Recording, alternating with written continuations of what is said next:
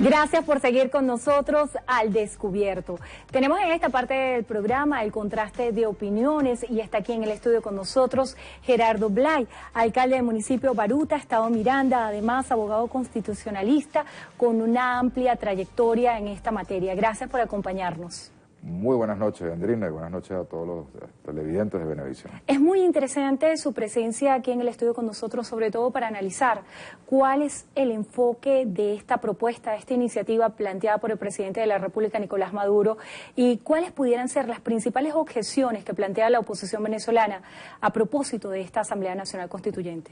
Bueno, yo creo que es claro que los venezolanos ya a estas alturas están claros en lo que significa una Asamblea Nacional Constituyente. Hubo una experiencia previa que fue la de 1999 y creo que todos los venezolanos aprendimos mucho de lo que es el derecho constitucional, el poder que tiene el pueblo, el soberano, para convocar un proceso como este y cómo en esta oportunidad se ha pasado por encima del pueblo, del soberano, y no se le ha consultado si quiere o no quiere cambiar la Constitución.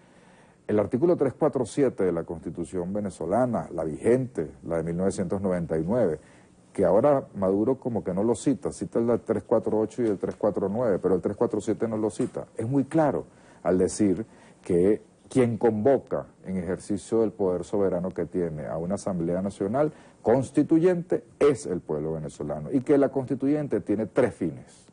Uno, reformar el Estado. Dos, y lo dice de seguida, cambiar el ordenamiento jurídico. Crear un nuevo ordenamiento jurídico. Y, lo dice con una I, no lo dice con una O, pues crear una nueva constitución. Lo cual significa que hace esas tres cosas. Los venezolanos queremos refundar el Estado, cambiar el ordenamiento jurídico y cambiar la constitución vigente, o queremos más bien que se cumpla, y hemos querido durante muchos años que se cumpla la constitución que tenemos vigente. ¿Para qué meternos en un proceso en el cual desde el inicio se está haciendo una fraude a la Constitución misma? Y ese fraude no lo estoy hablando en materia penal, estoy hablando en materia jurídica. ¿Por qué pensar en un fraude? ¿Desde qué punto de vista? Porque se han dado distintos pronunciamientos en cuanto a la legitimidad de origen de este proceso, en cuanto al carácter inconsulto, por no haber un referéndum consultivo previo, pero ¿por qué pensar en la palabra fraude? Porque fraude significa en fraude a la Constitución, a la ley. La Constitución del 347 dice el poder originario es del pueblo y él es el que convoca. El 348 dice quiénes pueden ejercer iniciativa. Eso no significa que porque usted ejerza la iniciativa presidencial va a ser convocante. Es algo muy sencillo. Por ejemplo, para hacer una ley puede tener la iniciativa el pueblo en un porcentaje, la puede tener un grupo de parlamentarios, la puede tener presidente de la República, puede proponer una ley a la Asamblea Nacional. Eso se llama iniciativa. Ahora, de que allí, de eso a que sea una ley, tiene que pasar por todos unos procesos. Bueno, eso es lo que no ha pasado en esta constituyente. Usted puede tener la iniciativa, nadie le discute a Maduro que tenga la iniciativa, como la puede tener la Asamblea en las 2/3 partes, como la puede tener los cabildos abiertos. Eso es lo que dice el 348. Y el 347 te dice, pero quien convoca es el pueblo. Y al no convocar el pueblo, está haciéndose un fraude constitucional. Eso es tan claro como, mira, en derecho llamamos a este tipo de errores inexcusables a aquellos que son abogados. Si usted es magistrado, si usted es abogado, profesor de Derecho Constitucional, y está asesorando al presidente de la República en esta materia, si usted está metido en la comisión presidencial que asesoró en esta materia, y usted cambió ahora su discurso con respecto a lo que enseñaba en las clases o lo que dijo en 1999, usted simplemente no debería de seguir siendo abogado, porque eso es un error inexcusable en derecho. Ahora que hace referencia a eso que califica como un error inexcusable, distintos constitucionalistas que respaldan esta iniciativa de Asamblea Constituyente argumentan de que no existía un antecedente en el 99 y que luego de hacer estas modificaciones que dieron como resultado la Constitución vigente, se le dio la facultad al presidente de llevar adelante esta iniciativa. ¿Considera usted que este es un argumento de peso para que no se lleve a cabo un referéndum consultivo previo? Yo creo que es una manipulación barata del derecho constitucional venezolano. Y es un error inexcusable aquellos que tengan el título de abogado y que digan una barbaridad como esa. Confundir iniciativa con convocatoria es un error inexcusable en derecho para aquellos que somos abogados. Y yo creo que todo venezolano que incluso no es abogado puede entender perfectamente lo que es iniciativa y lo que es convocar. Iniciativa es un procedimiento previo en el cual usted puede pedir. Ahora, ¿significa eso que está aprobado? No. Quien aprueba aquí es el pueblo, porque esa es la democracia. Y Chávez lo entendió muy bien.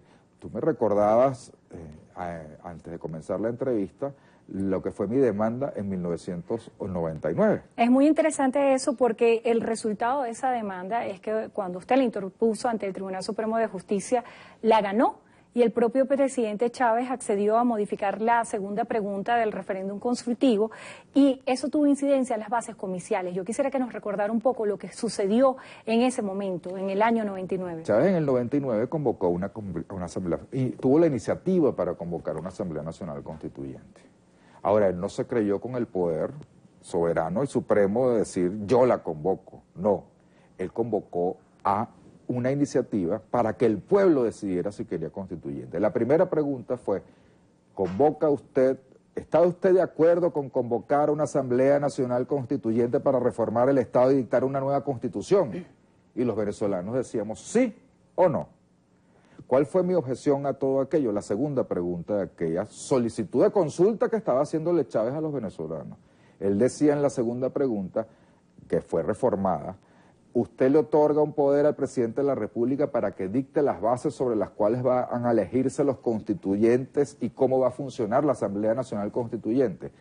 Y yo dije, eso no se lo puedo otorgar, porque eso es un cheque en blanco.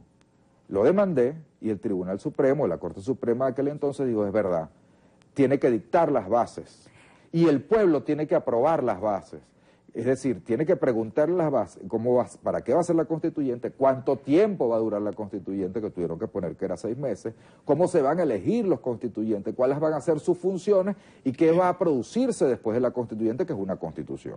Quedando la pregunta de esta manera, ¿está usted de acuerdo con las bases propuestas por el Ejecutivo Nacional para la convocatoria a la Asamblea Nacional Constituyente, examinadas y modificadas por el Consejo Nacional Electoral en sesión de fecha 24 de marzo de 1999, publicada en su texto íntegro en Gaceta Oficial de la República de Venezuela número 36.669 de fecha marzo 25 de 1999? Terminaba ahí la pregunta y el resultado fue sí 81.74%, no 12.75%. Esa publicación en Gaceta Oficial a la que se refiere la pregunta eran todas las bases de cómo iba a funcionar la constituyente, cómo se elegían los constituyentistas, cuánto tiempo iba a durar la constituyente, que no era infinita. Esto no tiene nada de eso. Chávez no le tuvo miedo a preguntarle al pueblo. En este caso, ¿cuáles pudieran ser? Y el pueblo le votó, porque él le preguntó. Ahora, si el pueblo le hubiera dicho que no, entonces no había constituyente. ¿Cuáles pudieran ser las objeciones acerca de las bases comiciales, que también ha sido un tema bien controversial? Bueno, estas son las bases comiciales más antidemocráticas que se hayan podido tener en Venezuela y más regresivas en derechos, y los derechos humanos incluyen los derechos políticos. La progresividad es un principio fundamental en derecho, y más en derechos humanos, y los derechos políticos están incluidos en los derechos humanos. Si usted no consagra votación universal, directa y secreta, como no están consagradas en estas bases, es simplemente no son democráticas y son regresivas a lo obtenido de los venezolanos a través de la historia de nuestro desarrollo democrático. ¿Por qué lo digo? En primer lugar, cada venezolano debe valer un voto.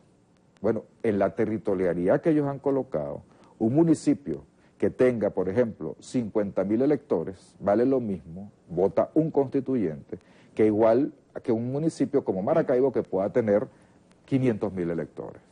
Entonces, los votantes de Maracaibo valen menos en número que los votantes de un municipio más pequeño. ¿Por qué? Y ahí no hay proporcionalidad. Siempre se estableció, por ejemplo, en las bases de la constituyente del 99, una media.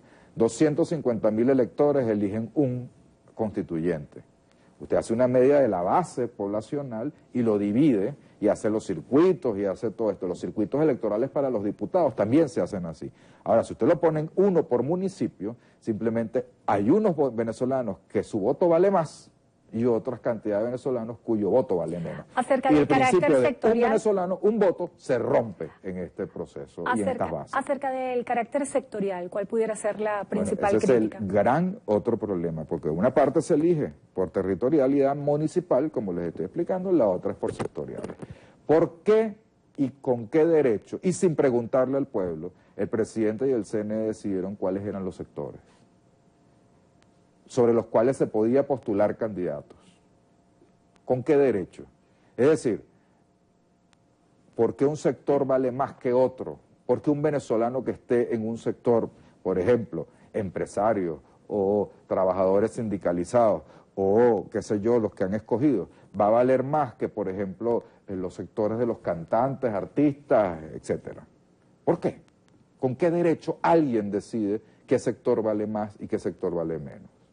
Yo creo que eso no tiene ninguna justificación y eso no es democrático, eso es discriminatorio y la Constitución consagra que no se puede discriminar. Entonces usted, si no pertenece a uno de esos sectores y a los listados aprobados por el CNE para esos sectores, usted no puede ir a ser candidato en esta constituyente. Pero cuidado, usted puede votar, no lo sabemos, porque todavía no sabemos cuáles van a ser esos registros electorales para votar. Los del Seguro Social, que los maneja el gobierno. Los de las comunas y los consejos comunales, solo aquellos que están legalizados por el Ministerio de las Comunas, que maneja el gobierno. Entonces el gobierno se paga y se da el vuelto. Es elector y además es el que elige. Alcalde, vamos a hacer una breve pausa y al regreso yo quisiera que conversáramos también, revisando la historia y lo que ha sido las decisiones que ha tomado la oposición venezolana. En este caso, para la Asamblea Nacional Constituyente, la decisión contundente fue no participar. Se pudiera pensar que esto se pudiera interpretar en el futuro como un error político o un acierto. Vamos a hacer una breve pausa y continuamos conversando con Gerardo Blay.